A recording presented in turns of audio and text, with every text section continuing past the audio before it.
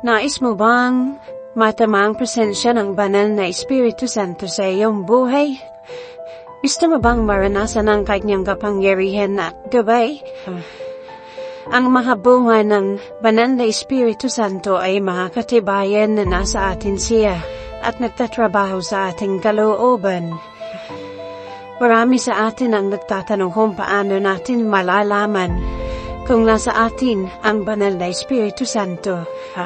Ang Biblia ay nabibigay ng malinaw na mga palatandaan na nagpapakita ng kanyang presensya sa ating buhay. Sa ating paglalakbay sa pananampalataya, mahalagang matuklasan natin ang mga paraan kung paano nagtatrabaho ang banal na Espiritu Santo sa ating buhay. Sa pamamagitan ng kanyang mga bunga, nararamdaman natin ang kanyang presensya at ang kanyang paggabay. Mahalaga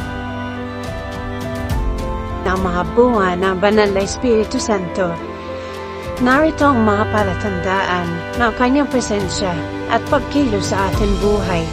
Sama-sama natin tuklasin ang mga ito. Ang mga ito, unay ang pagmamahal. Ang banal na Espiritu Santo ang nagbubunga ng pagmamahal gaya ng sinasabi sa Galatia 5, versikulo 22 hanggang 23. Ngunit ang bunga ng Espiritu ay pag-ibig, kagalahan, kapayapaan, pasensya, kabaitan, kabutihan, pananampalataya, kahinahunan, at pagpipigil sa sarili. Walang batas na laban sa mga bagay na ito. Ang pag-ibig na ito ay nagpapakita sa ating mga pakikitungo sa Diyos at sa ating kapwa. Pangalawa ay ang kagalahan. Ang kagalahan na ibinibigay ng Espiritu Santo ay hindi lamang pansamantalang emosyon. Ito ay isang malalim na kasiyahan at kapayapaan sa kabila ng mga pagsubok gaya ng ipinahayag sa Juan 15, versikulo 11. Sinabi ko sa inyo ang mga bagay na ito, upang aking kagalahan ay mapasa inyo at upang ang inyong kagalahan ay maging ganap. Pangatlo ay ang kapayapaan.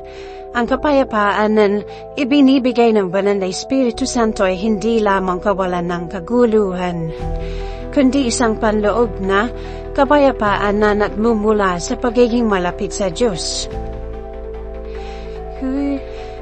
Ito ay ipinapakita sa Pilipos 4, versikulo 7, at ang kapayapaan ng Diyos na higit sa lahat na pangunawa ay mag-iingat sa inyong mga puso at na inyong mga isipan kay Kristo Jesus.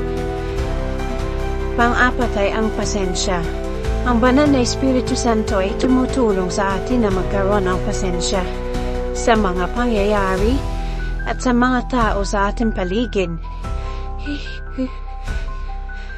Panglima ay ang kabaitan. Ang kabaitan ay isang mahalagang bunga ng banal na Espiritu Santo na nagpapakita sa atin ay kitungo sa ating kapwa. Makikita ito sa Efeso 4, versikulo 32. Sa halip, makimabait kayo sa isa't isa, mahabagin, patawarin ang isa't isa gaya ng pagpapatawad din sa inyo ng Diyos sa pamamagitan ni Kristo. Pang-anim ay ang kabutihan. Ang banal na Espiritu Santo ay tumutulong sa atin na magkaroon ng mabuting kalooban at pagnanais na gumawa ng mabuti sa ating kapwa. Ikapito ay ang pananampalataya.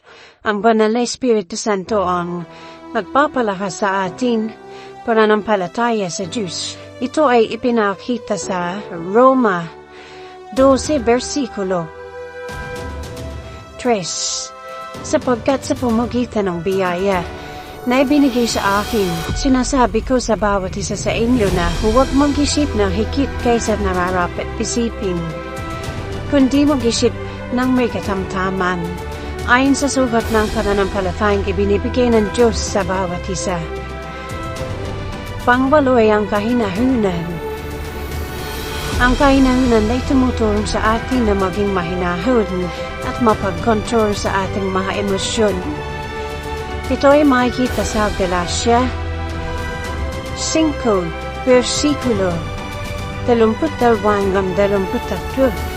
Ngunit ang bunga ng Espiritu ay pag-ibig, kagalahan, kapayapaan, pasensya, habay, kabutihan, pananampalataya, kainahunan at pagpipigil sa sarili. Walang batas na laban sa mga bagay na ito.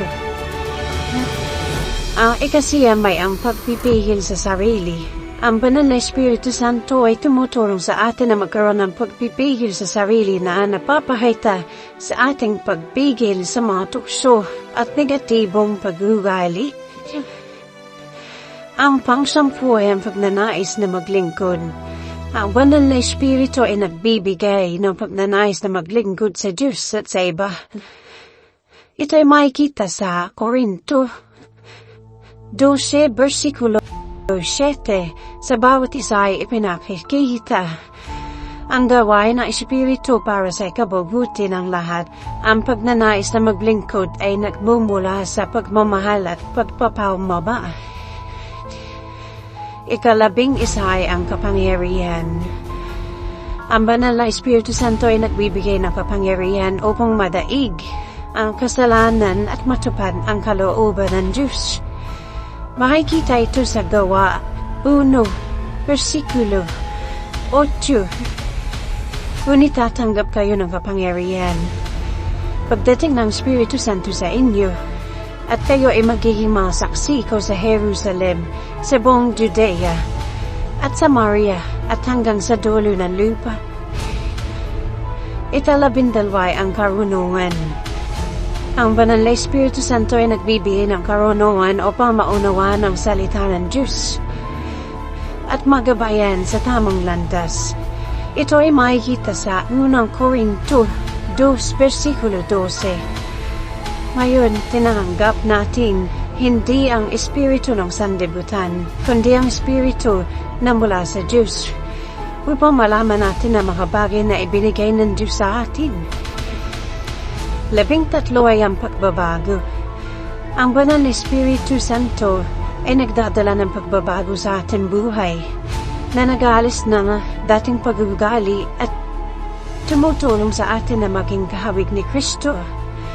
Ito ay makikita sa 2 Korinto versikulo 17.